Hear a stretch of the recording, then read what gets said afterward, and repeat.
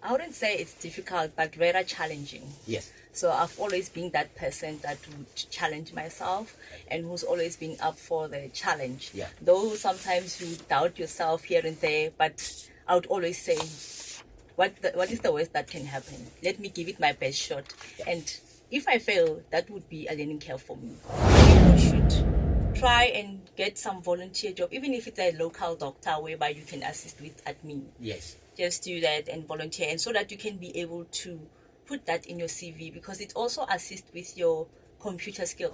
So also, we also have a tendency of saying your CV is a one size fits all. No, you need to align your CV with the advert. So if you are applying for a financial management position, you need to know what are the key skills you need to possess. The Groundbreakers, Mondays to Thursdays, 7 to 9 p.m. on TUT FM. 27 exactly before the hour 8. It is that time of the day where, as you would be aware, every Thursday we are here and we're plugging a graduate. We bring in the top of the tree, safe to say. We bring the creme de la creme. We bring people who have walked the journey, people who understand the dynamics and the intricacies of the space within which they are operating. We do have an important guest joining us in the studio. Let's bring in our guest now, who's already in studio, Pontsho Nage, who's here. Let me greet her first before I break it down to you in terms of what the topic will be. It's a very, very important topic. Addresses your concern as a job seeker, what to do. It's going to be a very fascinating conversation. Pontsho Nage is from the training and development. He's a training and development coordinator from the Nelson Mandela Children's Hospital, on the line, in fact, in studio with us now. Said Pontsho. Apologies. Yeah, there you go. Thank you so much for making time. It's always going to be a great conversation. Good evening and welcome to TUTFM. Yeah. Good evening, and thank you for having me. Oh, there you go. You can't be that short. Of course, we're expecting more detailed answers from you today. We're talking things recruiters look for when going through the job application. We'll get into that in a moment. Let me tell you, Pontsho Nage is a resolute and accomplished training and development coordinator and volunteers manager with experience in implementing and managing comprehensive training programs across diverse institutions. She has been serving as the training and development coordinator at the Nelson Mandela Children's Hospital from 2019, where she oversees initiatives aimed at enhancing employee skills and organizational performance.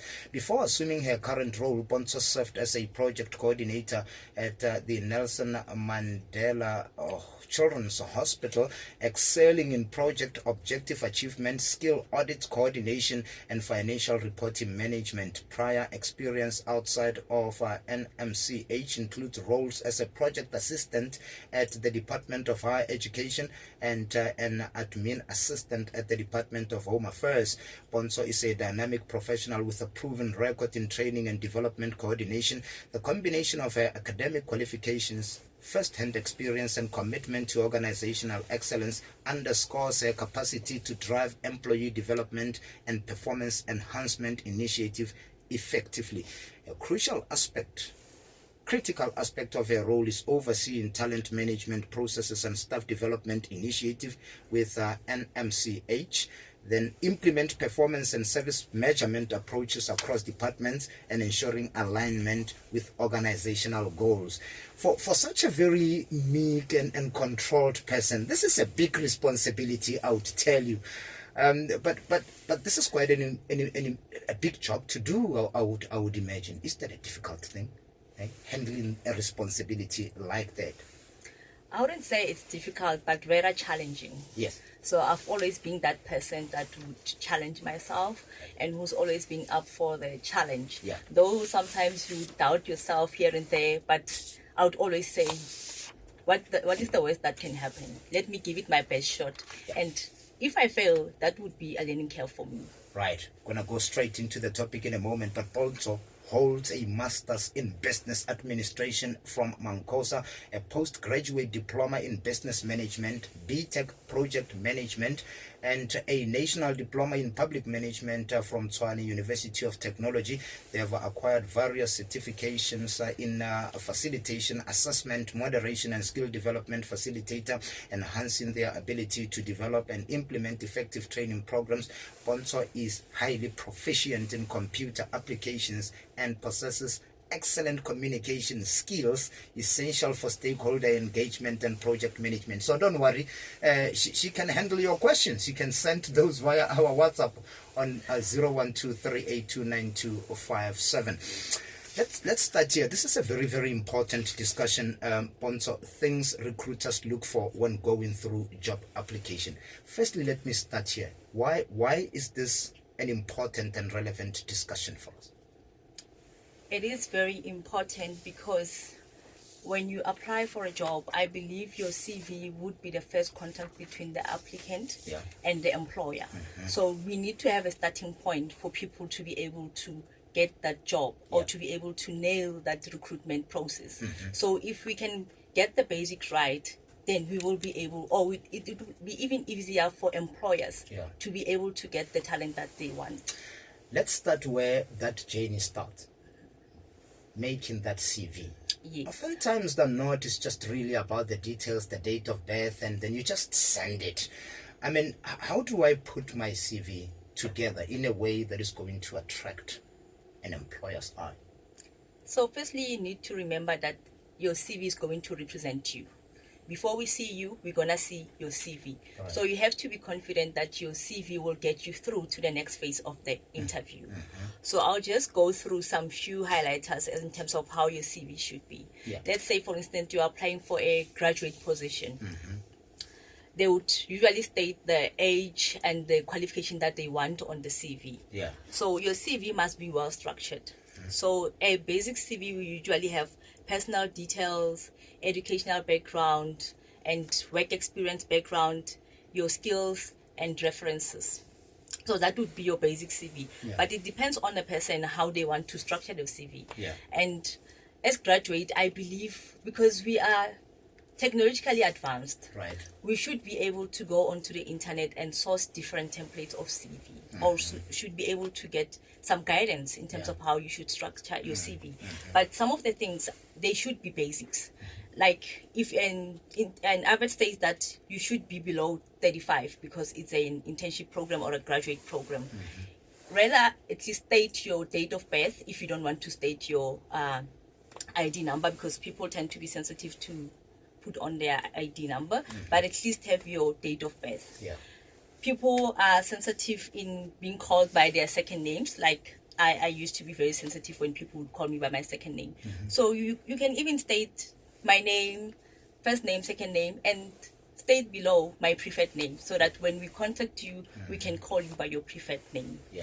So it needs to be very clear, well organized. Like I said, your personal information, your educational background. And if you're stating your educational background, if you want to start with your highest qualification, let it be your highest.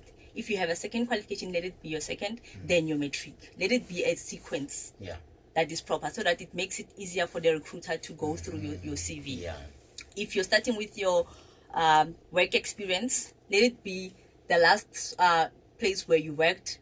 Or if you want to start with the first one, you can start with, but let it be a proper sequence on the CV.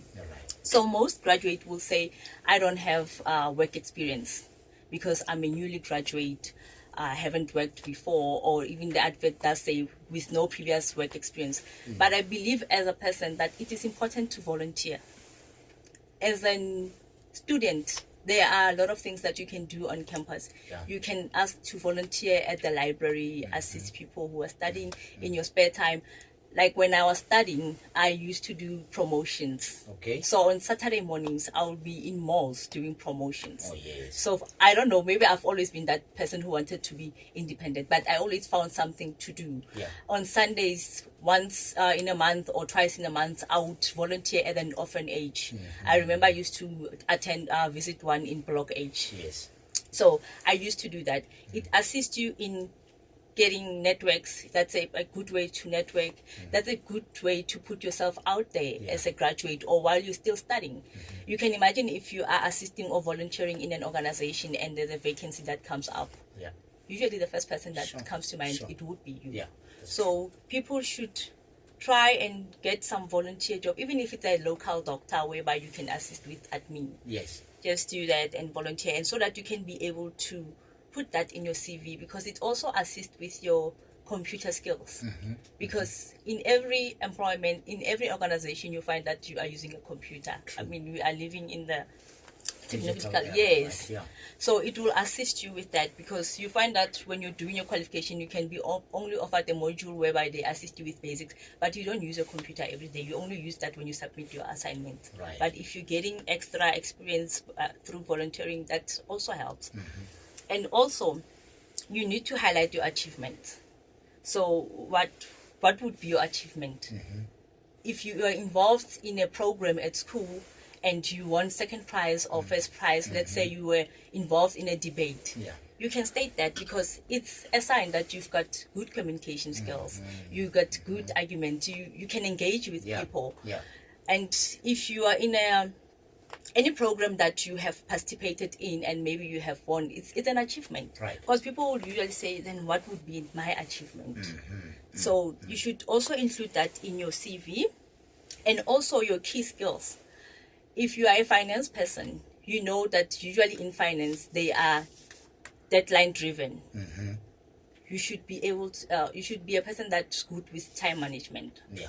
So those would be your key skills. So also, we also have a tendency of saying your CV is a one size fits all. No, you need to align your CV with the advert.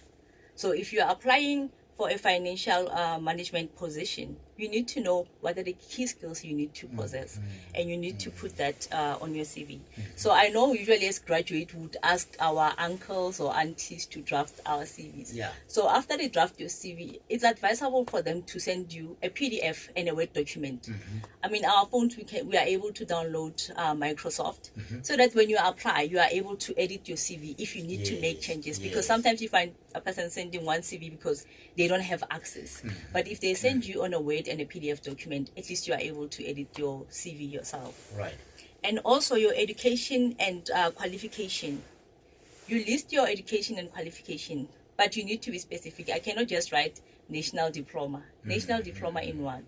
I need to indicate that I have a national diploma in public management. Yeah. So if the recruiter is looking for someone who has a qualification in public management, then they know when they're doing the recruitment process that this is the person that we are looking for. And also there's a professional summary.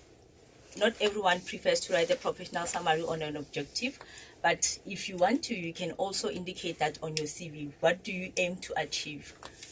What is your vision in terms of your industry or your field? So you can indicate that. It should be a one-liner or two-liner. It doesn't have to be a big paragraph.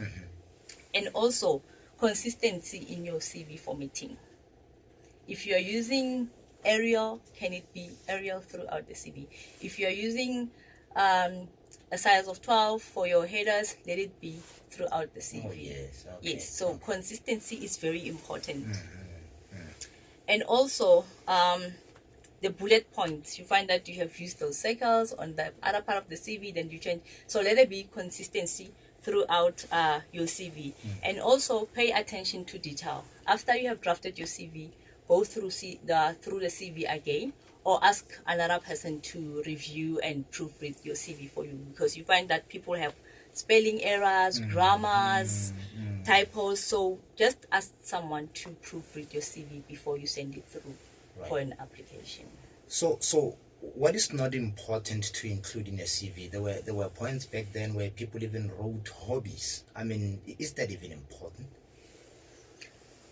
I don't think that would be important unless if you are applying for a position maybe in sports management and you want to be relevant. Maybe you are applying, it's what's that organization where they're dealing with soccer, maybe your hobby is soccer. That would be relevant. At least the employer can see that this person is passionate about soccer. Right. Because we also look for passion. Passion drives people. Right. So if your hobby is soccer and you're coming into an industry where it's maybe PSL, then at least we can tell that this person is not only studied sports management, but they're also passionate about soccer. So meaning they are clued up. So you raised issues earlier on around that consistency. Yes. Can I be sidelined simply because I was not consistent in my CV? Say, for example, I do qualify, except there was no consistency that you mentioned in that particular CV. Can it be a determinant factor to a point where I end up not getting the job because, I was not consistent in how I wrote? If that question makes sense. I wouldn't say that you would be excluded for not being consistent, but that is something that makes it easier for an employer when they are doing shortlisting. You can imagine if we are under pressure with 2,000 applications. Yeah. And we pick up your CV and it makes sense. We can tick all the things that we want, then we put your CV aside and say, this is our shortlisting for this position.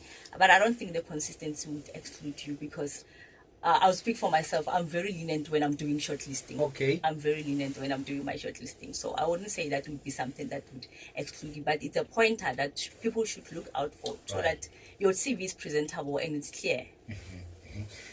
So there you go. This is somebody who's lenient, guys, and she sits with your CVs and decides what happens to you. So you might as well take those particular views. So still on that, and you touched on that particular point before we move to how I make a follow-up once I've sent that particular CV. Those pointers you've just mentioned in terms of how one writes CVs, I can imagine you are dealing with stacks, packs and backs of CVs. Those are the pointers that makes my CV stand out, doesn't it? Yes, that would be the pointers that makes your CV to stand out. Right. You find that someone has a 3-pager CV and there's one with a 1-pager. But the 1-pager, if it makes more sense, like everything that is on the advert, you can just simply tick out and leave there. So if it's a 3-pager, you still have to go through and tick out the things that you want. So hence we're saying it should be well structured, it should be clear, so that when you just pick up the CV, already you can see the things that are required on the advert. There you go. If you do have any questions at all that you want to ask, you can then send us a WhatsApp on 0123829257. Remember, we are TUTFM. We are also on Facebook. We are TUTFM 96.2, both on Instagram and X, formerly Twitter. We are TUTFM_96.2. Let's take a quick break. When we return from this, in conversation with me is Pontsho Nage. She's a TUT alumni and works within that space of training and development as a coordinator there from the Nelson Mandela Children's Hospital. Let's take a quick break. When we come back, the conversation does continue. Before the hour 8, welcome back from a quick break. I'm also reliably informed that just now that Pontsho Nage is actually the first person to respond to a Plug a Graduate feature. So yes, she's part and parcel of this. Is that true? Is that true, Pontsho? Yeah. Yes, it is true. I was so excited when I saw the email, because it's something that I have been thinking about for some time. Yeah. You know, when you are in a position whereby, when I was a graduate, I wish I had something like this, because maybe things would have turned out differently, but I guess everything works out for good. Exactly. But I was so excited. There you go. So let's make a follow-up from when I sent that CV. I've taken care of all the necessary points, and the grammar, the typo, all of that sorted. All the issues you raised are sorted. That CV is now already sent. We have people who get edgy and even make a call quickly to that particular office to check if that CV is received. When can I expect an answer? Is there a way to go about it? How do I follow up from there? Or do I just send the CV and leave it completely up to Hope? Maybe Hope Pontsho will give me a call. Most organizations have an auto reply. So when you submit your CV, you will receive an auto reply to say, we acknowledge you have received your CV. But remember, recruitment process takes time. Shortlisting also takes time. So usually they will state on the advert to say, if you haven't heard from us within 30 days or 3 months, you should know that your application was not successful. Right. So, but if you want to follow up, usually on the advert, they'll provide you with contacts. Contact person that you can contact if you want to follow up on your application. Right. So you can do so on the number that is provided, or you can follow up via email. But we do get people that follow up via email to say, I just wanted to find out if you have received my application. But does following up increase my chances of getting a job? Does it diminish my chance of getting a job? Right? Do you figure that I'm maybe serious when I make an intense follow-up and say, well, maybe let me employ him? He comes across as serious anyway. Is that how you do things? It shows that this person is really determined to get this Okay, job, but okay. it doesn't necessarily. Remember, there's processes that we have to follow when Yes. we're doing selection. Yeah. So you can follow up, but if you do not qualify for the position, you don't qualify for the position. Yeah. But it is good for people to follow up. It shows that you take initiative to make sure that you get what you want, Right. and just to ensure that it has been received. And people would also ask for feedback to say, can you please, if I'm unsuccessful, what are the guidance that you can give, or what is the feedback that you can give me, so that next time I know what I should be doing right. Yeah. Right. So that CV is already sent. You've decided to invite me for an interview now. Yes. And congratulations to me. At least I got that call. Except, what do I do from that particular point? What are the things I need to worry about? If you say to me it's a Monday and you say, come through for an interview on a Wednesday, what do I do in those 2 days to ready myself for that interview? So I think a lot of people get excited when they receive that call. Yes. There are questions that you can ask when you receive that call to say, we have received your application and you have gone through to the next stage of recruitment. Yeah.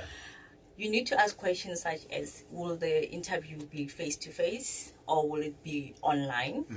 And also, if the interview is online, you need to check your connectivity. You need to make sure that a place that you are in, does it have proper connection or good connection for you to connect? Because usually an interview will take 30 minutes to 45 minutes, depending on which position we are interviewing for. And if it's face-to-face, you need to know the location of the organization you are going to. You need to be there on time, be early, 30 minutes early or an hour early, so that if you get lost, you still have enough time to make it on time. Yeah. Because remember, first impressions also. That's lost. Yeah. That's lost. So in preparation of the interview, I remember with my first interview for an internship, when I received the call, I got excited because I think it was 2 months after I've completed my national diploma. Oh, yes. Instead of preparing for the interview, I went and bought an outfit. Yeah. And that was the worst interview ever that I had. Okay. So when you receive that call, you need to ask the location, whether it's online, do you have proper connection for you to be able to attend that interview? You need to research the organization that you are going for an interview for. Yeah. You need to research the position that you are being interviewed for. The vision, mission, and the values of the organization will guide you as to what the objective is aiming to achieve. Yeah. So when you go for that interview, you need to understand those things. And the other thing that people do is to cram rather than understanding. Yeah.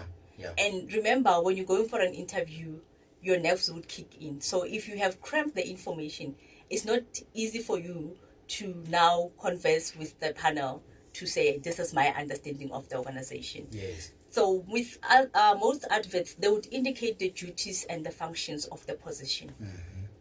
That should be your guide. You need to understand your duties. You need to understand your responsibility. If it's a PA position and they tell you that you need to know diary management, you need to know the steps for you to manage your senior's diary.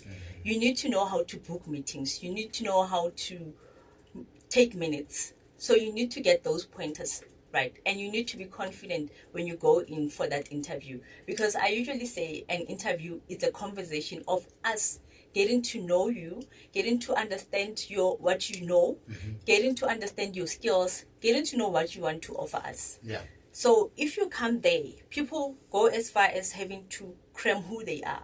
You should know who you are. You should know what you want. You should know what you're passionate about. Yeah. And you should know what you want to offer into our organization. Right. So you need to do those research about the organization. You need to know the vision, the mission, the values of the organization.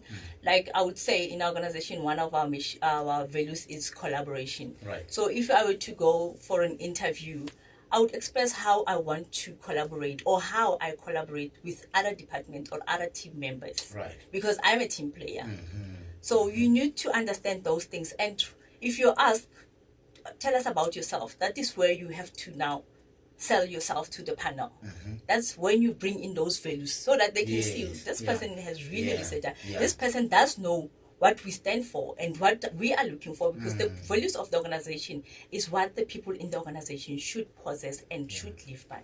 Right, that's a great one. It's 4 minutes exactly after the hour 8. We're into the last hour. It's a plug, a graduate. We do this on a Thursday, in fact on a Wednesday, Brio, get it right, where we bring in some of the esteemed guests to join us in studio, give you a sense of the changing world of work and how the dynamics are working there. Now, let's talk about what recruiters are looking for, because it's going to cover basically a number of things there for me.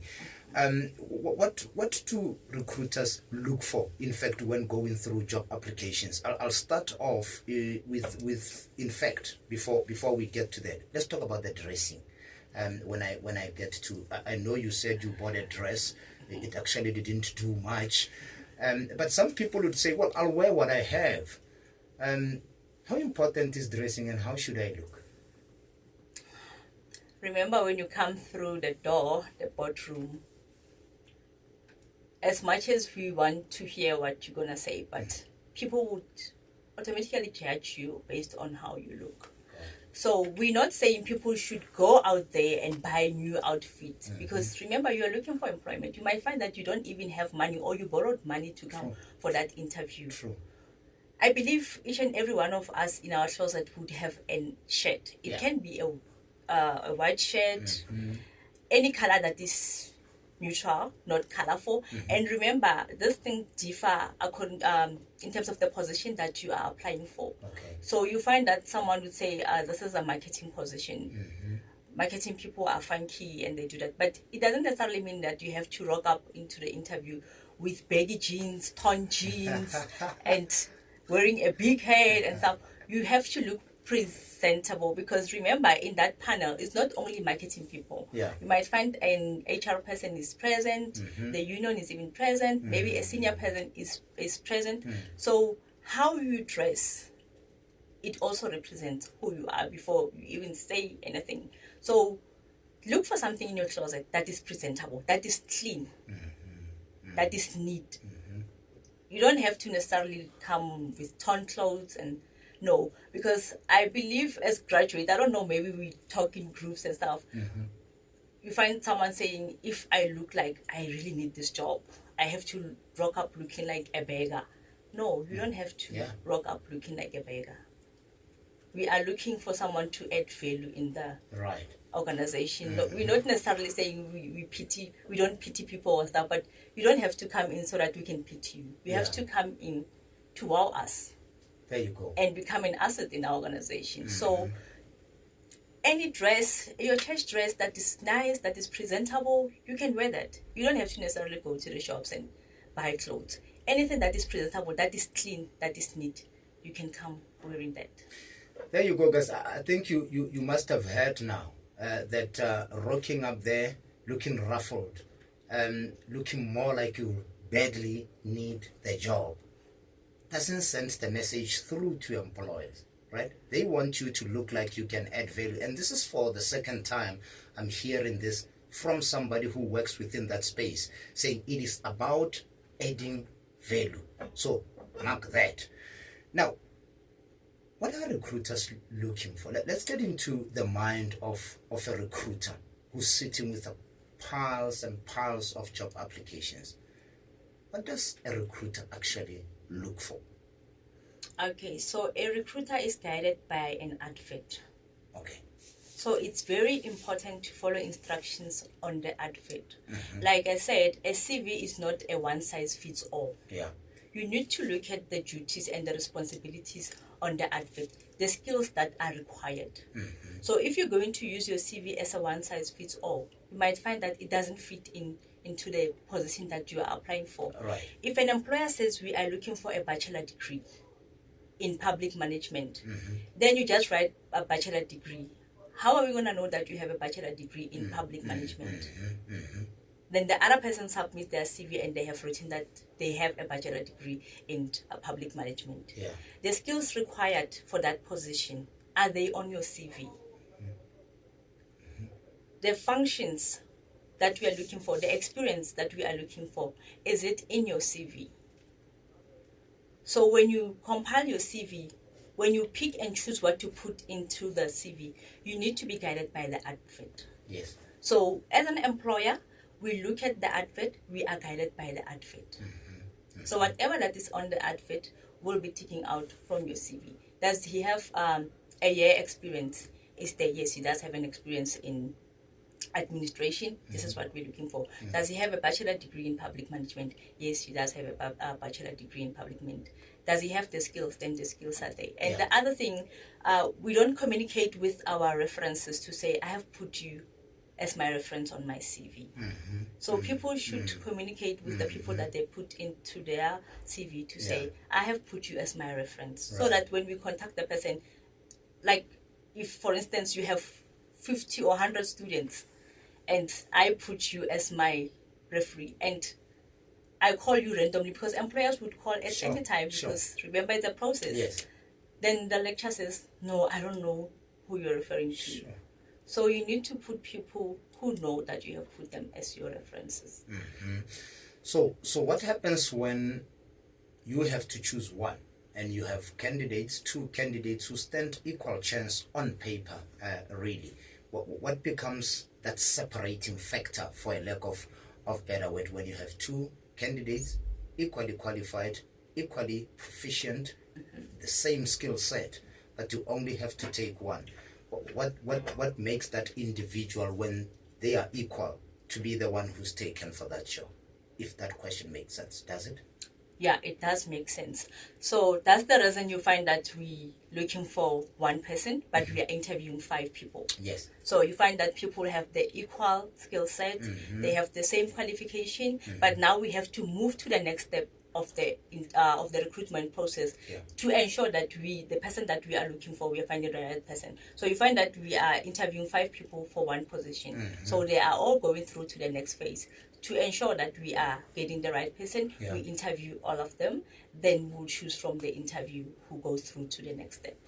What does being shortlisted mean? Does it mean I'm a feet away from a job, really? What does that mean? So usually the recruitment process will be when you are called for an interview. So you made it through to the next phase from all those CVs that have been submitted. So you met the requirements that are on the advert. Right. So now you are moving on to the interview. We're getting to know you. We ask technical questions when we're doing interviews. Like, it depends how we structure the interview. Right. If you make it through from the interview, we move to the next step. Sometimes they will do competency tests. If they don't do competency tests, there's also what we call background checks. Okay. So as youth, we need to be very careful in the things that we engage in, because employers do background checks. They will verify the qualification. Okay. They will verify, they will do a reference check. They will check if you do have a criminal record. Yes.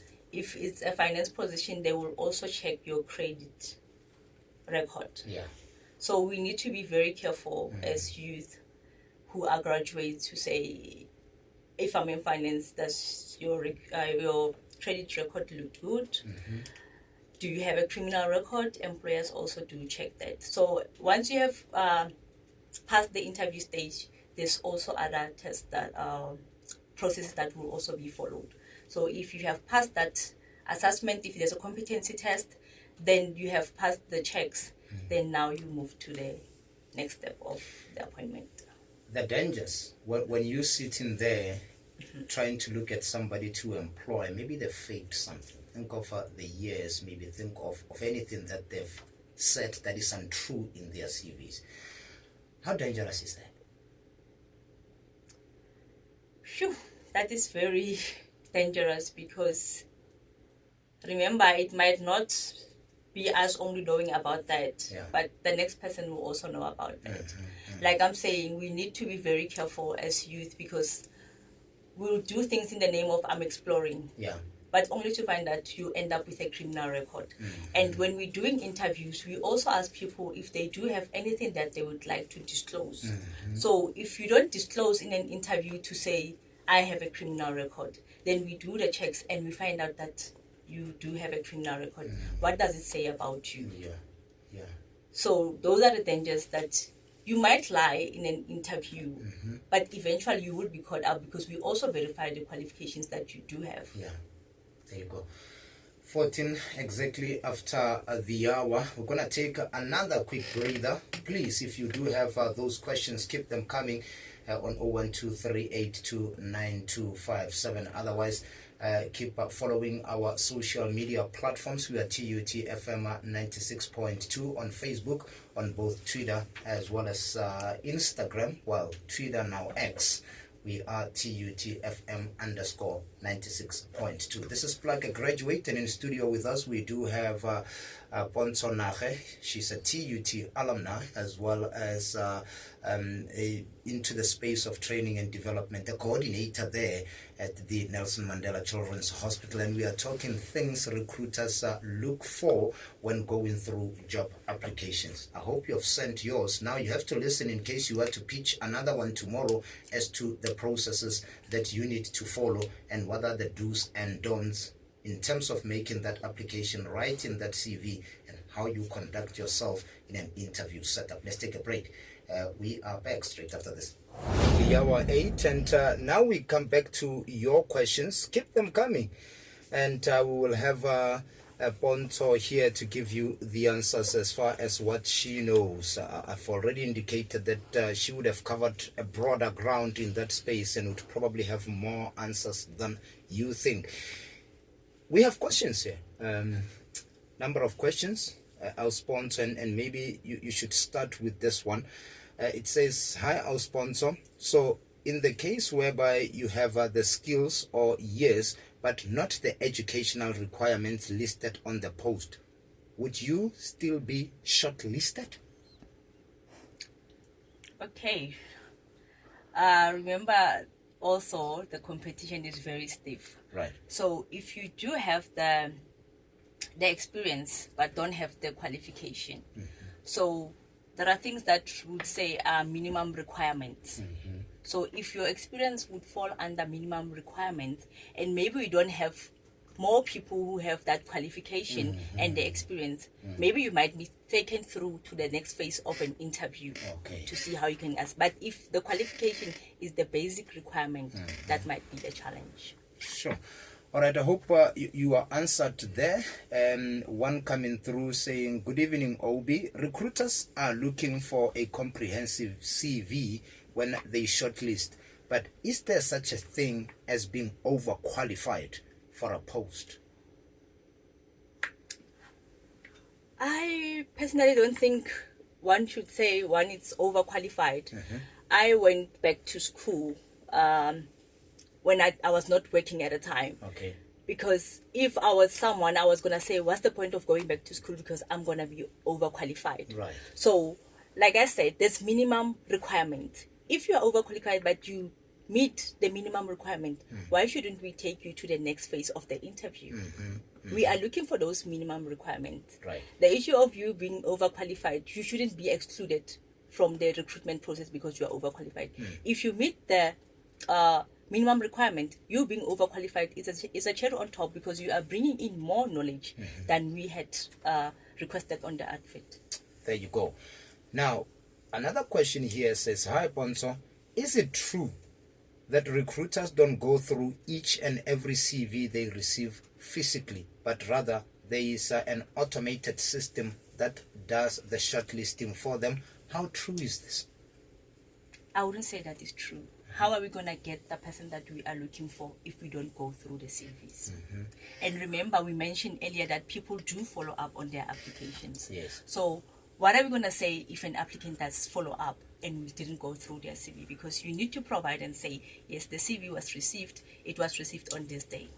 Maybe the question I should ask is, that is from me, not Yes. here, is why would we have an automated system, for example, if you still have to go through the same CVs? Is there any point in having the automated system, and what is its role in the overall process? the automated system is to acknowledge the CV. Right. In most cases, is to acknowledge the CV. Yeah. You can imagine if, as a recruiter, I have to sit down and acknowledge each and every application. Yeah. So if we have an automated system, it acknowledges the application, then I will be able to go through and screen the interviews. So it will take much time if I have to sit down and physically sit down and respond to each and every applicant and say, we have received your CV, we'll provide you with it back shortly. I have to do the screening to ensure that we have received the person that we are looking for and do proper screening of those interviews. There you go. Another question here says, hi, Plug a Graduate. What system do recruiters use to filter or scan through potential applicants' CV? So another important factor is to make sure that you follow instruction on the CV. If they're saying that you should write the reference on the subject line, do so. If they're saying attach your CV on a PDF, do so. Because you find people sending you their CV via a link. As an organization, you have system with firewalls. You find that you are not able to retrieve that CV. That time you have like 1,000 of CVs. There's no even a contact whereby you can call the person and say, we were not able to retrieve your CV. So you need to follow the instruction on the advert. If you have to put the reference on the subject line, do so. Because sometimes when you do the screening, we'll filter in terms of the references. We know it's for this position. Then we are able to do the screening from there. So you need to follow through instruction as it is on the advert. So in other words, the reason why the system would miss certain application is precisely because people did not follow instruction on the advert. Oh, there you go. So follow the instructions to the T. That's what Pontsho is basically saying. Another one here, Pontsho says, hi, Obakeng and Pontsho. I've heard of something called ATS. How does that system work? And can it disadvantage me if my CV template is not ATS compatible? I would like to comment on that, but I'm not familiar with the ATS system. All right. I think it's an abbreviation. All right. But remember, as a system is set up. So like I'm saying, you need to follow instruction as it is. Like most organizations have an application form that you need to complete. Then people tend to not complete certain information. If it's not relevant to you, you can say not applicable. But you need to complete the application form to the T. Because sometimes it might disadvantage you. Why are you not completing other sections of that application form when you were instructed on the advert to say you should complete the application form? All right, there you go. ATS, that's the system and how it works. Hopefully you are able to go and make further research around that. Now, another one says, good evening. Is it advisable to have multiple CVs to manipulate applications? It's not necessary to manipulate. I don't think I've understood the question. But is he saying you sent different CVs for the same position? In fact, if I read it the way it is, you may have to make sense, and I'll tell you what sense I'm making of this. Is it advisable to have multiple CVs to manipulate applications? Am I getting the sense that it gives me a sense of sending more CVs so that you stand more chances? I'm not sure how you understand that, but it's a very, very vague question for me. I'm not sure what part you'll be able to tackle there. Are you able to make any sense and maybe fashion an answer around this particular question at best? Okay. Like I said earlier on, that your CV shouldn't be a one-size-fits-all. Yeah. You can look at the advert. If you're applying for a position which is in the finance department, you should know the skills required. And sometimes an advert would indicate what are the skills required. So you need to make sure that you are comfortable that your CV will take you to the next step of the recruitment process. So it doesn't help to write something on a CV whereas it does not align to the advert. So I think maybe he's saying you tailor-made your CV for a position, or because you find people that have completed this degree but I've majored in 1, 2, 3 modules, and you find that it's required for the position. But on the previous CV, it was not mentioned that I have majored in 1, 2, 3. Let me ask this, just in case that is the question he's trying to ask. Sending more CVs with the hope that there's no way they'll miss one of them, increase my chances there. Does that work? Is that a system that one can use here to increase his chances? Maybe it has worked for people previously, or maybe it might. But if your CV does not meet the requirement, Even if you sent million. even if you sent million, it still doesn't meet the requirements. Sure. All right. Now, here's another one. Dumela, why do employers prefer to interview candidates that are employed as compared to unemployed ones? Okay. You didn't know. No, I wouldn't say that specifically. Employers would go and say we prefer to get someone who's employed rather than the unemployed. What are we saying about the unemployed rate if we are not employing the unemployed? Yeah. I believe in potential. Okay. Hence, I'm saying when you go for an interview, go there with confidence to say, I'm going to share what I want to offer to the organization. I'm going to share what I know. I'm going to share my knowledge in terms of my educational background and my experience. So I'm for one who looks for potential. People who have potential, they are easily trainable, they are easily adaptable in organizations. So I wouldn't say employers specifically look for people who are employed rather than people who are unemployed. Okay. Right. Now, here's another question. What relevant questions can a candidate ask at the end of the interview? I see you already have an answer there. Okay. Going back to researching the organization. I feel if you're asking questions related to the position as to what is the future of this position, those are the relevant questions. A most obvious question would be, when do I start on this position? But I feel it's overrated. But if you want to know, you want to know. Yeah. Ask what is, after 5 years, what is your strategic plan looking at the future of the organization? That are the most challenging questions that one can ask on the position. And people would want to ask, what is the culture of the company? So those are the relevant questions. If you have done your research on the organization, you will be able to source questions that you can ask after the interview. You would want to ask also, what are the advances of development in the organization? What are the chances of me growing into this position? What would be required of me in order to advance?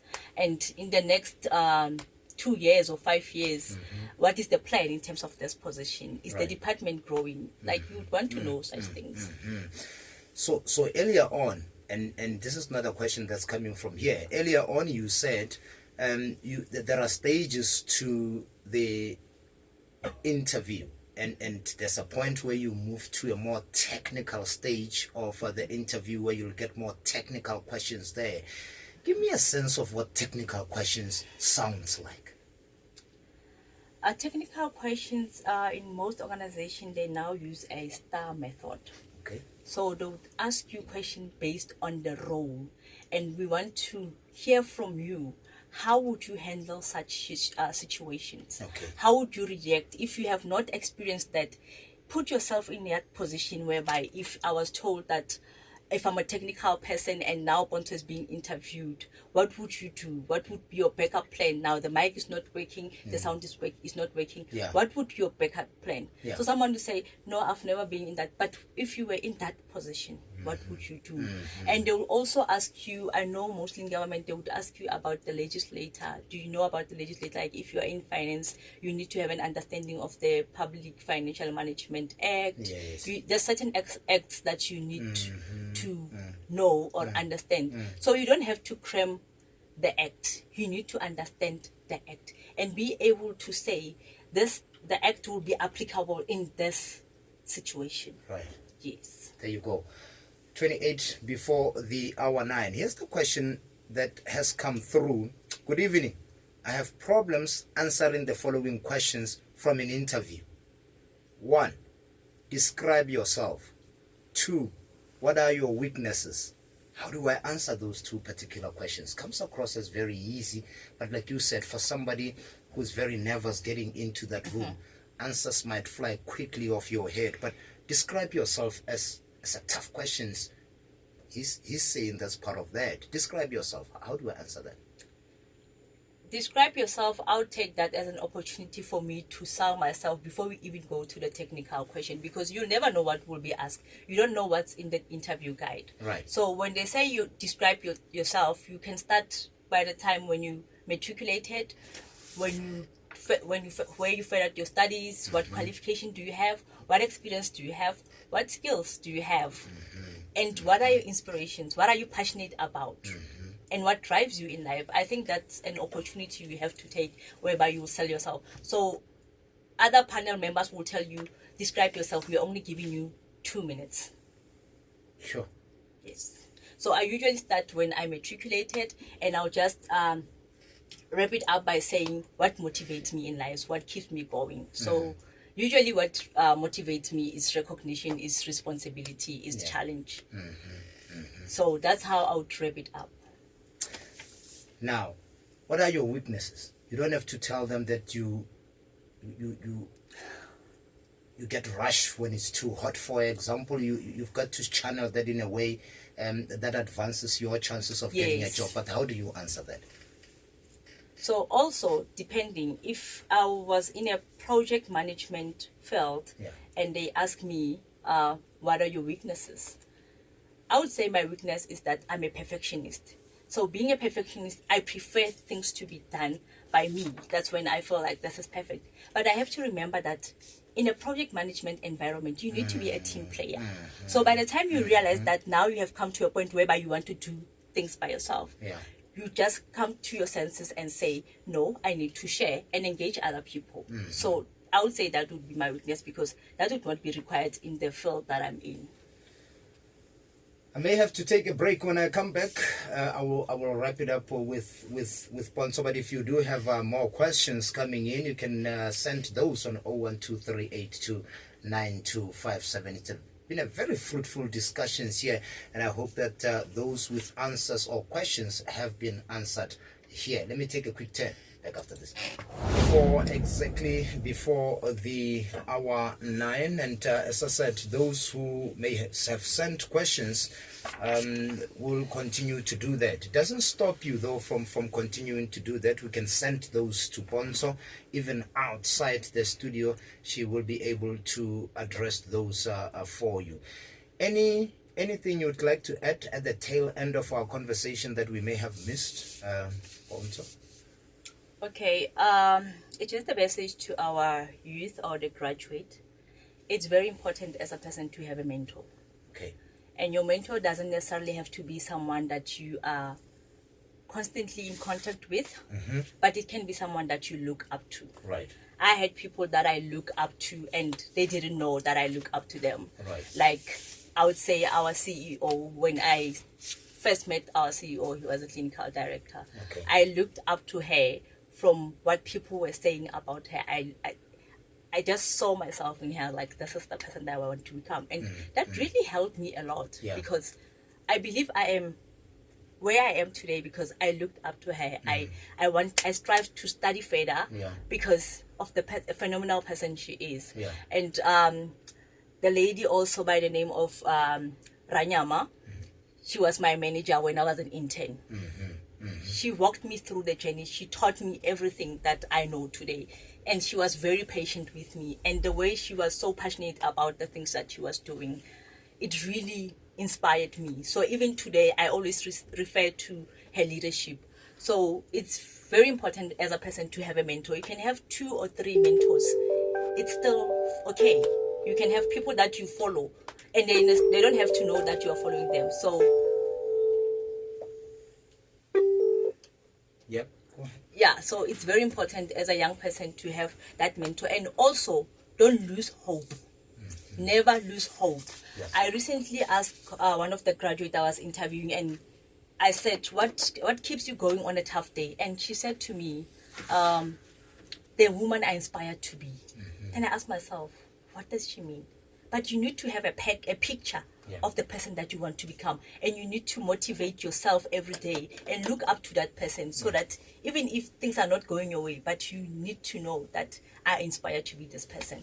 That thing will keep you going. Thank you. There you go. So, thank you so much for obviously making time. But before we do that though, we may have to carry on. We see calls are coming in, and I'm doing that precisely because it could very well be somebody who wants to benefit from your wealth of information, and letting you go now might prove pretty well be a robbery for him. Remember, Pontsho is not every day here, right? So extract the best you can while she's in studio paying a visit here. We had a series of calls coming in. Lesedi on the line to us now has a question for Pontsho. Lesedi, good evening. Hi. Yep. Do you have a question for Pontsho? Yes, I do. I wanted to ask, what in Pontsho do you think are attractive for someone who wants to pursue project management? What are those things that you feel like you just naturally have to be born with if you feel like you want to do project management? There you go. You got the question? Yeah. You got the gist of the question? Yes, I did. Yeah. Thank you, Lesedi, for that question. For me to go into project management, I was actually inspired by my lecturer, Miss Foster, when I was doing public management. I think it was in my second year. So he would usually give practical examples and say, making tea is project management because you first have to plan. Sure. You have to initiate, then you have to execute, and you have to close out. So for you to get the cup, boil the water, and get the spoon, and you wait for the kettle to boil, and now you have to think whether how many tea of sugars do I need, how much milk do I need. So that will be your planning phase. So that's when I got inspired that I really want to go into project management. Yeah. But as a project manager, you need to know that a project has a start and end date. So you need to be very good with time management. Okay. You need to be proactive, because when you're doing your risk analysis, you need to have a backup plan in terms of, if this goes wrong, what would be my backup plan? Yes. Yeah. You need to have proper scheduling skills to say, this is how I will schedule my project, starting from the planning phase up until to the close out phase.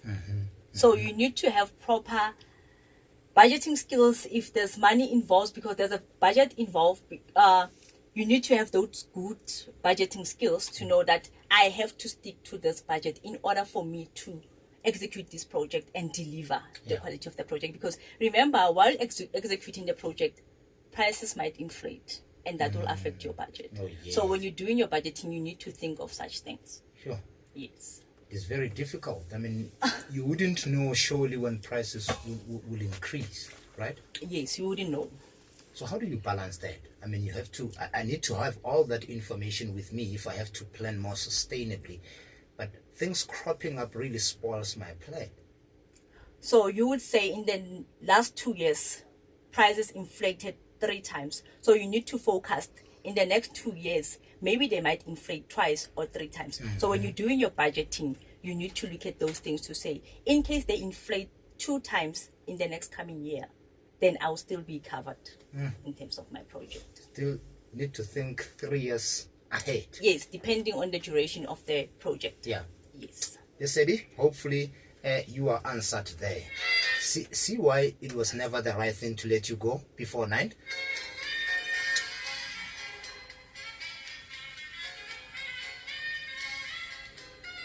You can send those questions on 0123829257, and don't despair simply because your question was not answered here. You can continue to send them even tomorrow. Pass them over to Pontsho if you thought the conversation really tickled your fancy, and get to learn from her. She will respond to those.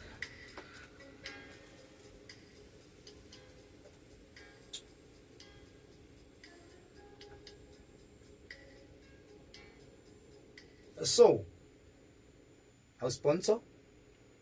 You can leave that message again, because you had already delivered the message. Yes. Until the call came in. Yes. Well, personally, I had let you go, but it is the listeners who are saying, not until you give us answers around these particular questions.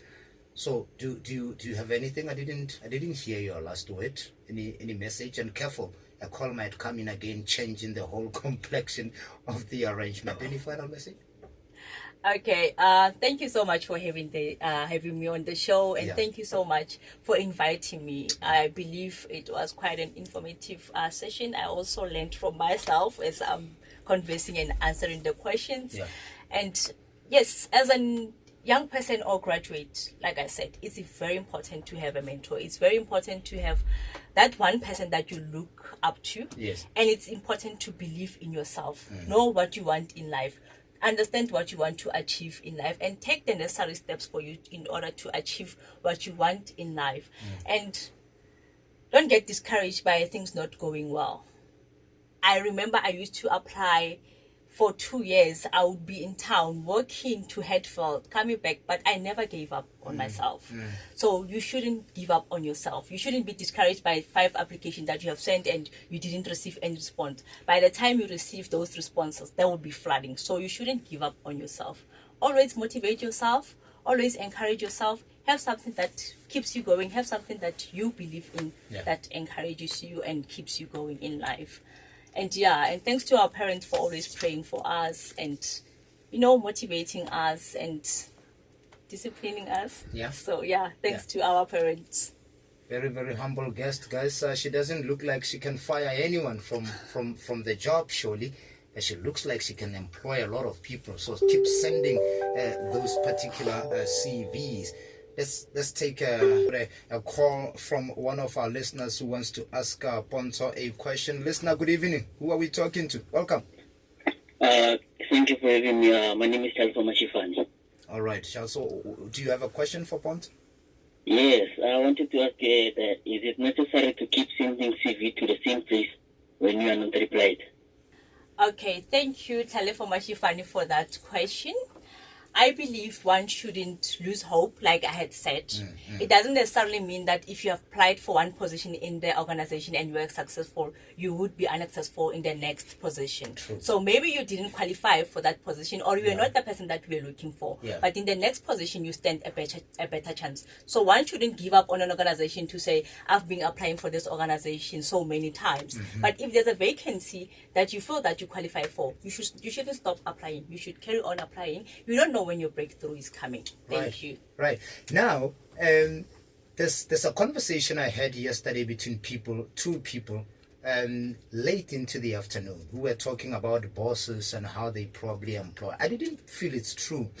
Is it possible that you cannot hire me because, for example, I talk like your enemy? I look like your enemy, for example. I remind you of the worst in life. Therefore, no, I don't want this person in the office. Do you use such methods to come to a decision? Allow your better judgment, to be clouded by mundane things that really has nothing to do with the job? The example that I've just given. Is it possible in the world of work? I always say, the moment you enter the boom gate where you work, you leave your personal emotions aside. Right. I believe everyone deserves a fair chance. We cannot judge people by how they look or what they remind us of. Yeah. We shouldn't think as ambassadors of this organization. We are looking for a person for the organization. I'm not looking for a person for myself. Right. I'm looking for a potential employee for the organization. If you have the required skills, if you have the required qualification, if you have the required experience, I should be able to put my feelings aside and be able to do the right thing for the organization. Even if we may have had a confrontation, we hate each other's guts, you'd still put that aside, even Yes, if I offended I believe there's good or bad conflict, but at the end of the day, conflict is meant to be resolved. You might be my enemy today, but tomorrow we might meet an understanding, or I might even learn from you. Yes. So we shouldn't be in a position whereby we don't want to resolve conflict. Conflict is meant to be resolved.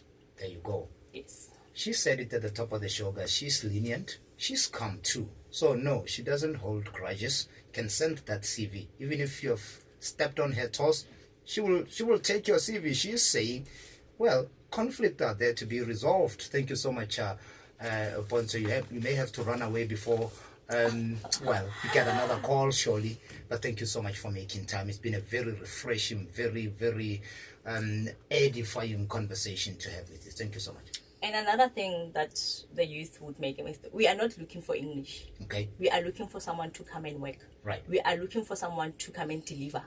Don't come into the interview because you want to deliver the English. Yes. No, basic English is still fine. Sure. As long as we understand what you are saying. Yeah. As long as we understand what you want to deliver, what message you want to send across. Yeah. It's still perfect. Don't go and research, I don't know what English, but we are not looking for the English, because people tend to say, because I don't speak this first language English, that's now was disqualified and stuff. No, we are not looking for the English, unless if it's an industry whereby they require you to have fluent English, but in an interview we are not looking for that English if the position doesn't require you to have state-of-the-art English. There you go, guys. Unless we want an English teacher, surely your English doesn't count. No one pays you for your fancy English. We want people to add value while you are at that. Pontsho, thank you so much for your time. Thank you. There you go. Brings us to 7:30 before the hour 9. The Groundbreakers, Mondays to Thursdays, 7 to 9 p.m. on TUT FM.